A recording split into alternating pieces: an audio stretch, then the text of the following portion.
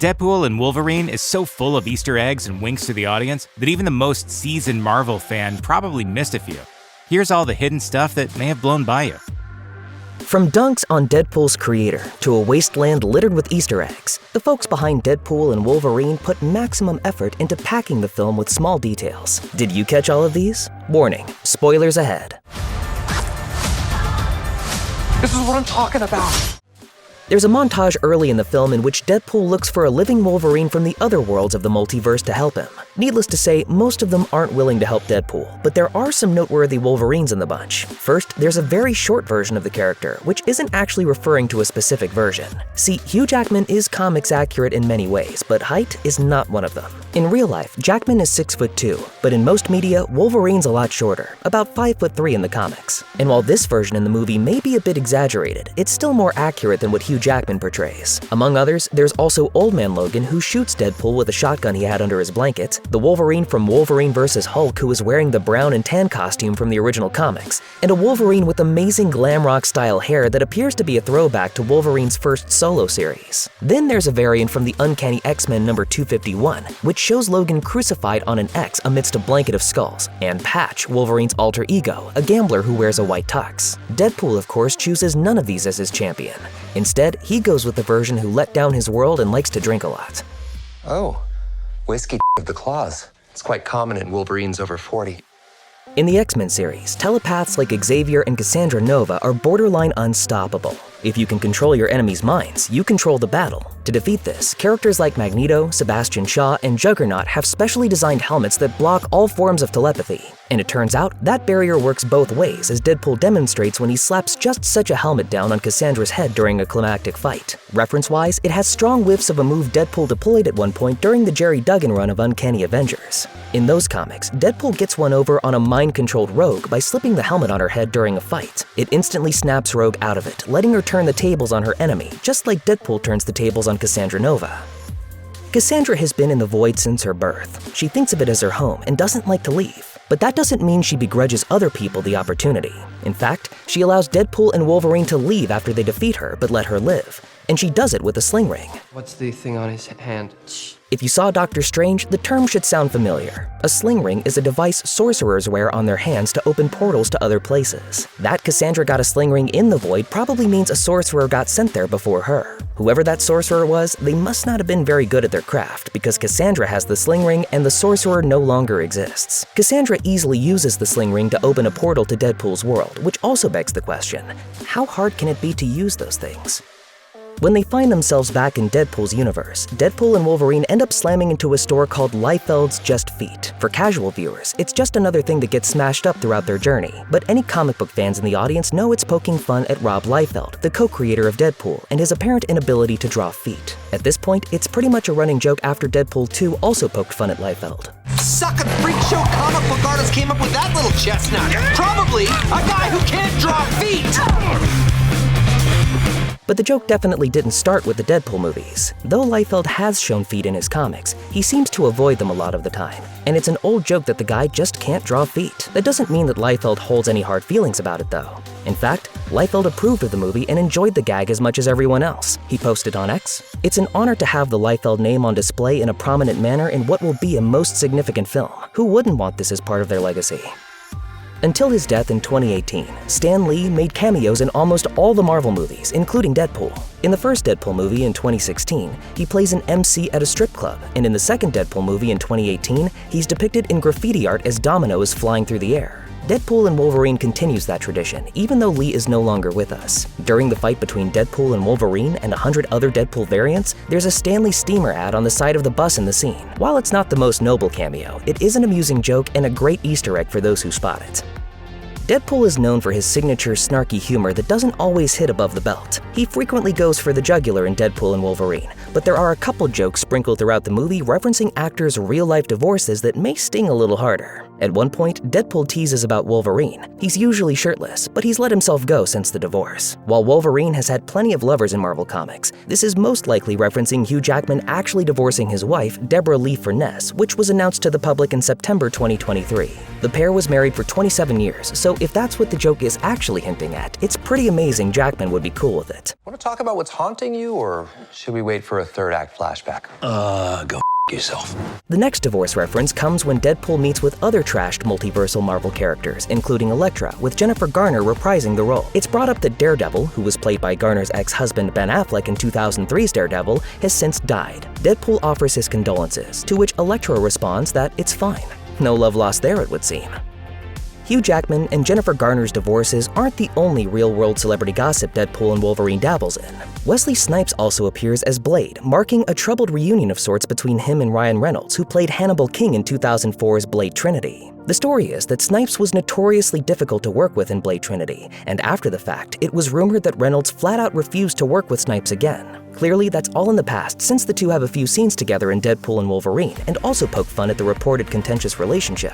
After some Deadpool banter, Blade states how he doesn't like the mark with the mouth, to which Deadpool responds, quote, "You never did." It's a humorous way to call out the controversy, but after 20 years, maybe it's for the best that the two were able to put any animosity between them to bed. After all, you know what they say. Some mother are always trying to ice skate uphill. Fans had one thing to say after seeing Lady Deadpool appear in a Deadpool and Wolverine trailer. That's definitely Blake Lively, Ryan Reynolds' wife in real life. Even though Lady Deadpool never unmasks in the movie, she does get a couple of lines that are indeed said by none other than Lively. It's a fun cameo that helps turn the flick into a real family affair. However, there's a chance fans may have guessed Lively was the vivacious Deadpool variant based on a cheeky line from earlier. Nicepool tells Deadpool and Wolverine to watch out for the Deadpool core, especially Lady Deadpool. He even gives her some props by saying how she just had a baby and already got into such great shape. Reynolds and Lively have 4 children together total, with their most recent being little Olin, who came into the world in February 2023. 2012's The Avengers has one of the most significant post-credit scenes of all time with the Thanos tease, and it also has one of the funniest when the Avengers are seen hanging out at a shawarma shop. You ever tried shawarma? There's a shawarma joint about 2 blocks from here. I don't know what it is, but I want to try it. Deadpool and Wolverine decides to get in on the fun by having the duo enjoy some shawarma toward the end of the film. Deadpool jokingly says how the Avengers discovered shawarma, and obviously that isn't true, but the movie did raise awareness about the Middle Eastern dish. The Avengers boosted shawarma sales in the United States, with many restaurants and food carts reporting how they saw a sharp increase in people ordering the meal following the movie's release. It goes to show the power of a well-timed joke, and for many, the Avengers may have been the first time they had ever heard about it, hence Deadpool's riff.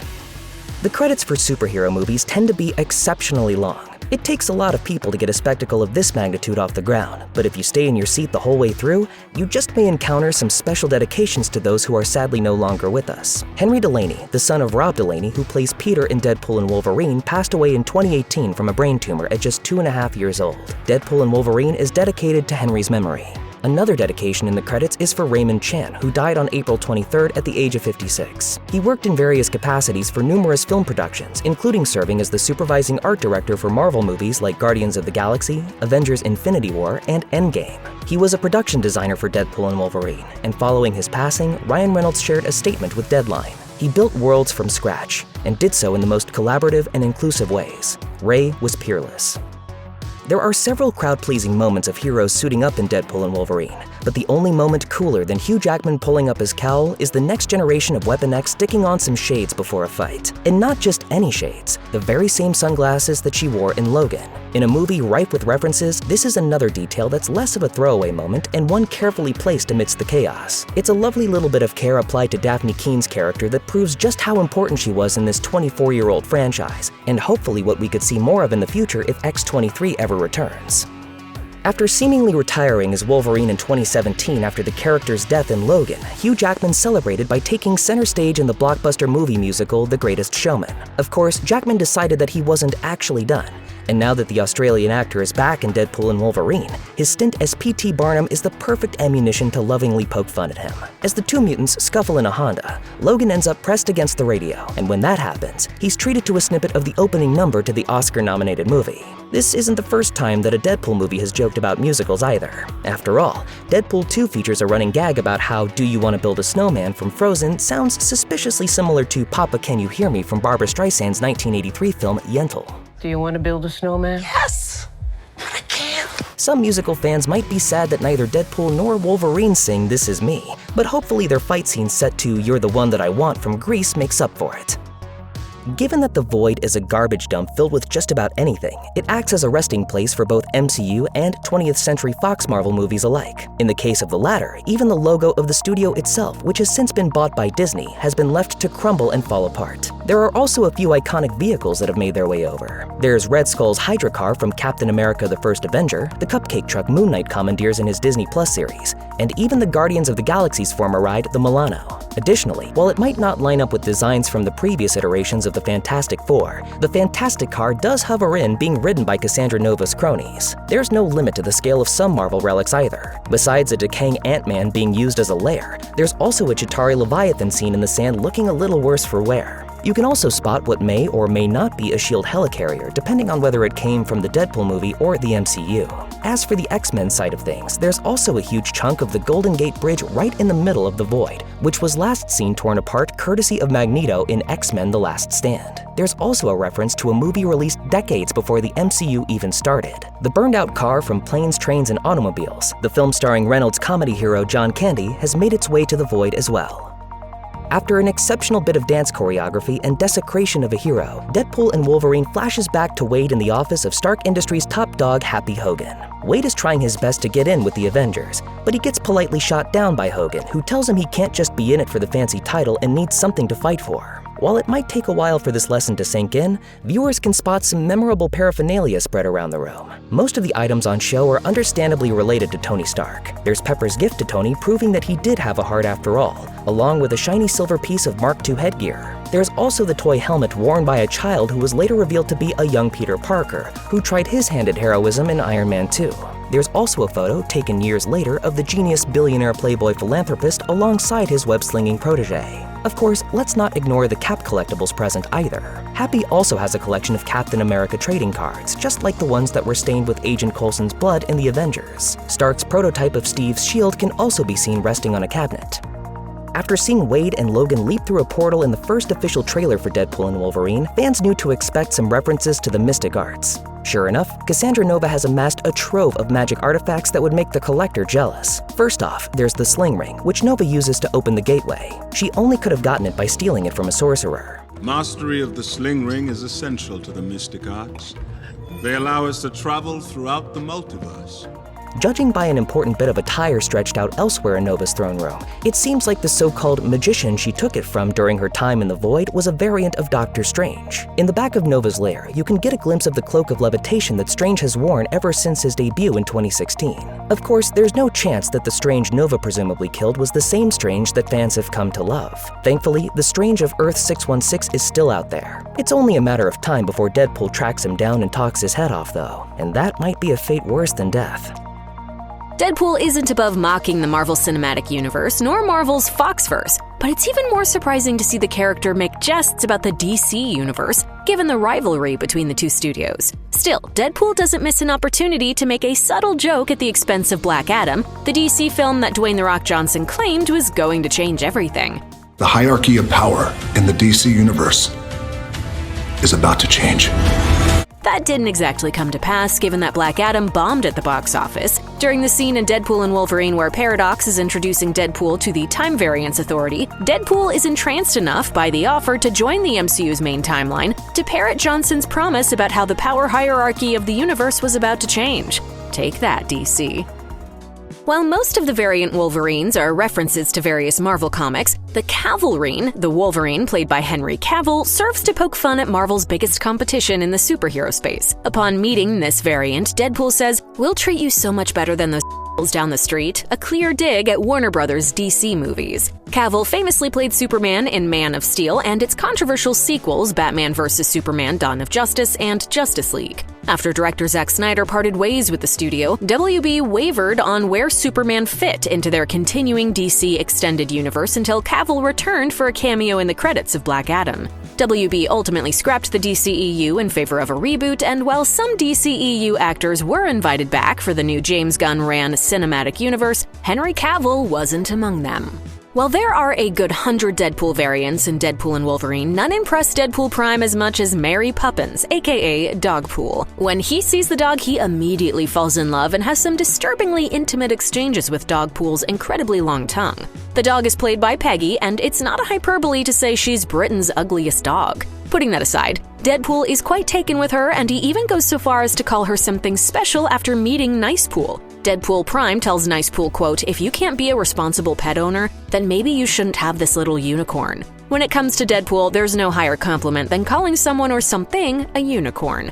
For whatever reason, Deadpool is obsessed with unicorns in the films. Of course, his love of the mythical beasts goes back further in the comics. There aren't too many books featuring the merc with a mouth that don't include unicorn references, and they play a large role in marketing his films. While Dogpool isn't a unicorn, simply referring to her as such is all any fan needs to know that Deadpool absolutely loves her, though not necessarily in a healthy manner.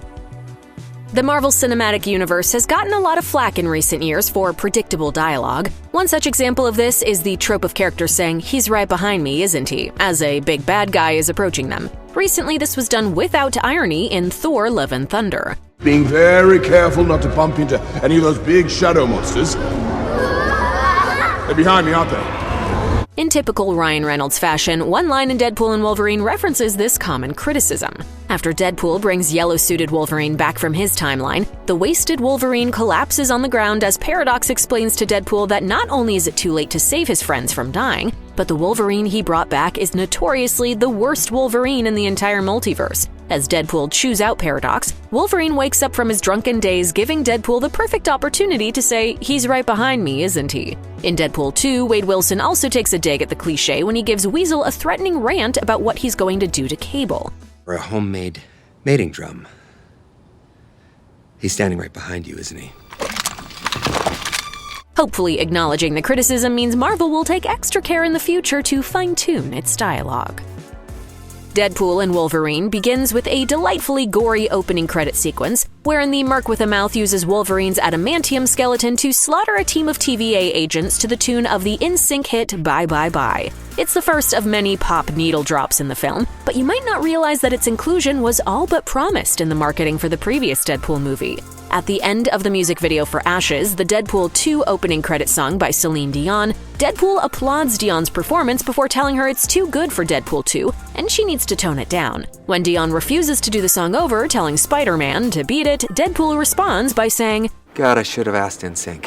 Sure enough, they did ask NSYNC for the next film.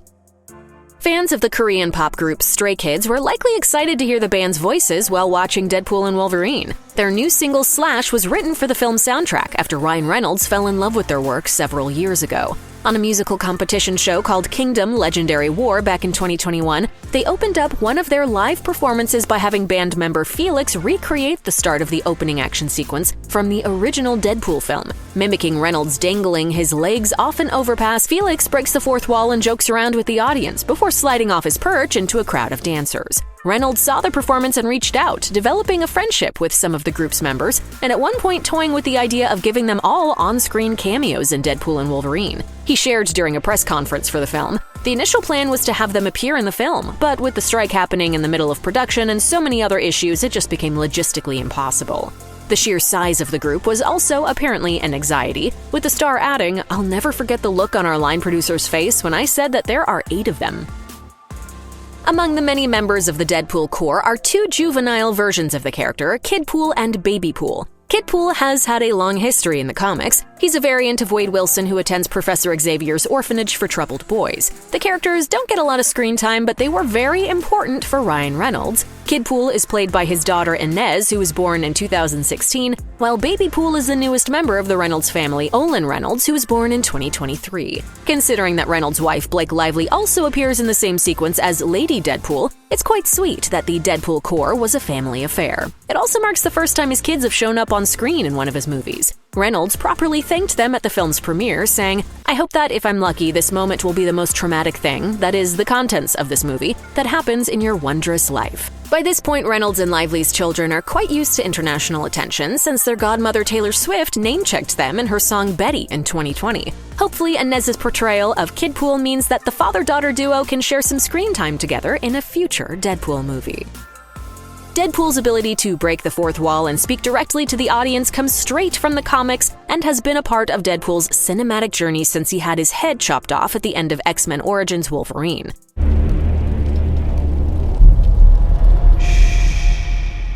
The Deadpool trilogy doesn't disappoint when it comes to fourth wall breaks, but what about his many variants? The Deadpool and Wolverine Deadpool core consists of around 100 variants, but only one of them shows that they have the ability to break the fourth wall. Upon meeting Deadpool Prime and Wolverine again in the third act, Nicepool notices his counterpart's fourth wall break when he refers to himself as Van Wilder, which is a reference to Reynolds' breakout film role. Hearing this, Nicepool says, while turning to face the camera, "I can gently tap the fourth wall too, the proposal." Reynolds starred in The Proposal opposite Sandra Bullock. What a nice, gentle tap.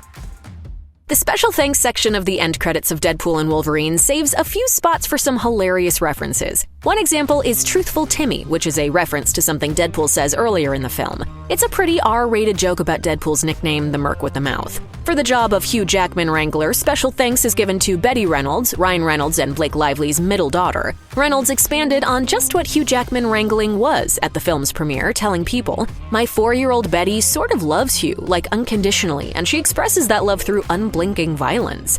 It seems that Hugh Jackman Wrangler might actually be a much more dangerous job than a special thanks really gives credit for. Other names listed include Stanley's daughter, J.C. Lee, as well as the various comic book creators. The Deadpool movies have never been particularly precious about the targets of their irreverent humor. No, I spit acidic vomit. We've all eaten at Arby's. Wade Wilson is known for being as brutal with insults as he is with his knives and guns. So when fans learned he'd be joining the MCU, many were curious how this dynamic would evolve. After all, Marvel Studios is owned by the Walt Disney Company, a brand so protective of itself that it was hard to imagine how any of Deadpool's usually crass humor would survive. As it turns out, Ryan Reynolds and Sean Levy didn't have to hold back much, going so far as to acknowledge and openly mock the critical rut the MCU is in right now. When Hugh Jackman's Wolverine variant stirs from his drunken stupor in the TVA headquarters, Wade welcomes him to the Marvel Cinematic Universe, but snarks that they're both, quote, joining at a low point. While one could read this line as Deadpool referencing the moral low point of his universe being destroyed, it seems more fitting that he's giving the audience a knowing wink about what joining the MCU means now versus back in 2019. The MCU famously references Back to the Future in Avengers Endgame while the heroes discuss time travel. When Ant-Man explains how he thinks time travel works, the Hulk corrects him. Ant-Man looks dejected and says, "So Back to the Future is a bunch of bullshit." But that's not the only Back to the Future reference in the MCU. In Deadpool and Wolverine, Deadpool travels the Marvel multiverse looking for a replacement Logan to take the place of his reality's anchor being. As he travels through time and space from one reality to another, The Power of Love by Huey Lewis and the News plays in the background. The song begins playing as a multitude of Logan variants introduce Deadpool to their claws. The Power of Love is a prominent fixture of the Back to the Future trilogy, and Huey Lewis actually appears in the first film, as Marty McFly plays an instrumental rendition of The Power of Love. For a Battle of the Bands audition, Lewis stops him mid-song and tells him, I'm afraid you're just too darn loud.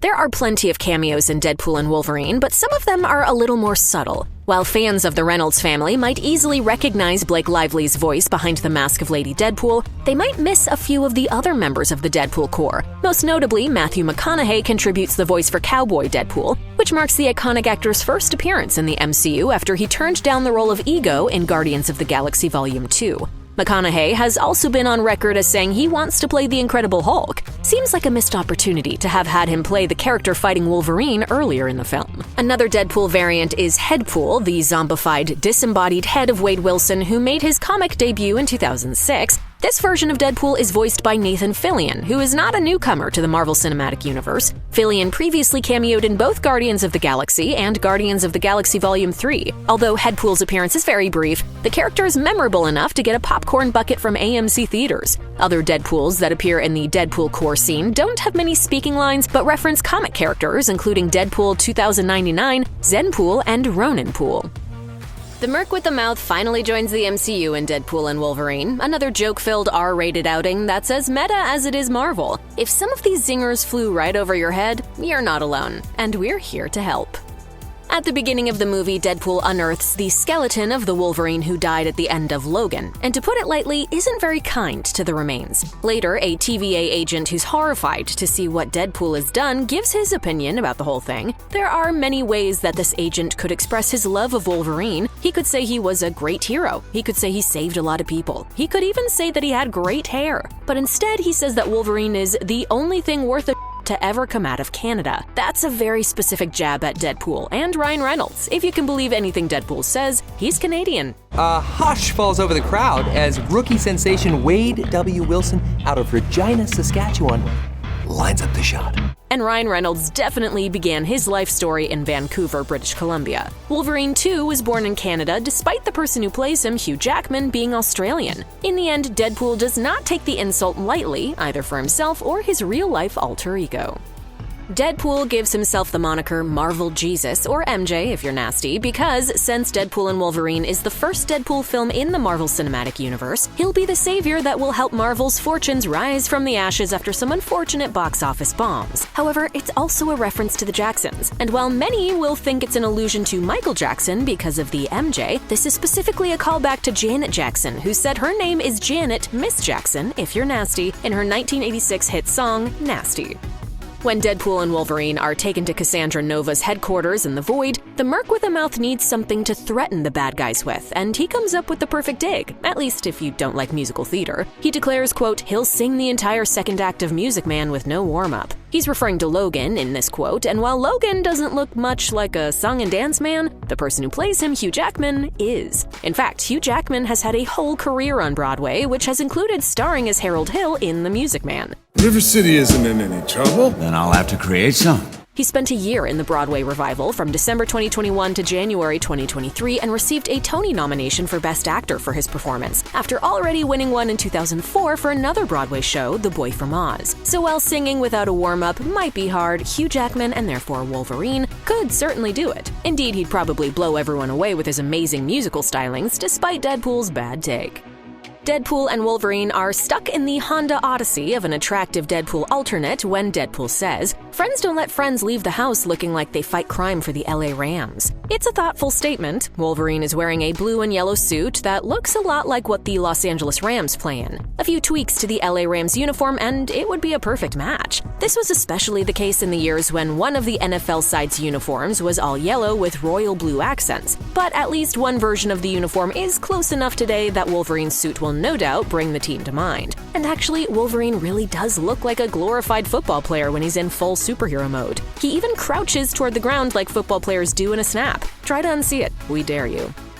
Gambit, played by Channing Tatum, is another hero who landed in the scrap heap of the Void in Deadpool and Wolverine, but his movie never even got made. In fact, Tatum spent years trying to get a Gambit movie off the ground and went through multiple directors for it before Disney canceled it after taking over Fox. Though Tatum is open to returning to the character, it seems unlikely, and therefore Gambit and Tatum's place in the Void makes perfect sense. So does Deadpool's quip when he asks, "Who's your dialect coach?" Gambit, who is from New Orleans, speaks with a Cajun accent, an aspect of the character that Tatum would have embraced. These beignets needed me more than you did, mon ami. Tatum's extreme accent is barely decipherable. Deadpool breaks the fourth wall, his real superpower, to mock Channing Tatum's portrayal. What dialect coach would let him get away with that?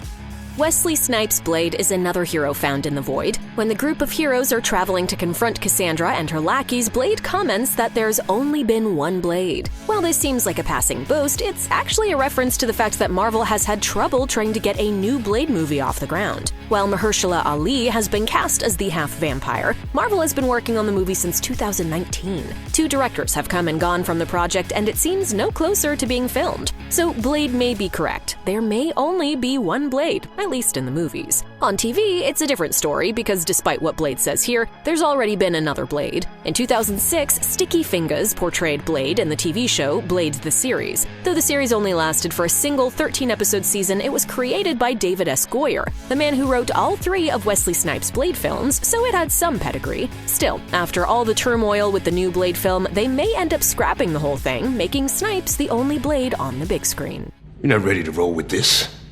When Deadpool and Wolverine jump through the portal provided by Cassandra from the Void, they come out on the other end in the parking lot of the place where Deadpool used to work, destroying a perfectly nice minivan in the process. It turns out Peter, played by Rob Delaney, just sold said minivan to a family of 4, and while the parents are horrified, their 2 boys are thrilled to see the 2 superheroes. Then Deadpool hits them with this quip about Wolverine, and more specifically Hugh Jackman: they're going to make him do this till he's 90. Wolverine has plenty of staying power in the comics, games, or cartoons. After all, someone can draw Wolverine forever. But Hugh Jackman doesn't boast Wolverine's regenerative healing powers in real life. In other words, he can't keep playing Wolverine in the movies forever. At some point, something has to give, although it doesn't seem to have happened yet. He said he was retiring from playing Wolverine after Logan in 2017, explaining his body can't take much more. But then his friend Ryan Reynolds called, and suddenly he was co-starring in Deadpool and Wolverine. And now that Marvel's got him, who knows when they'll let him go.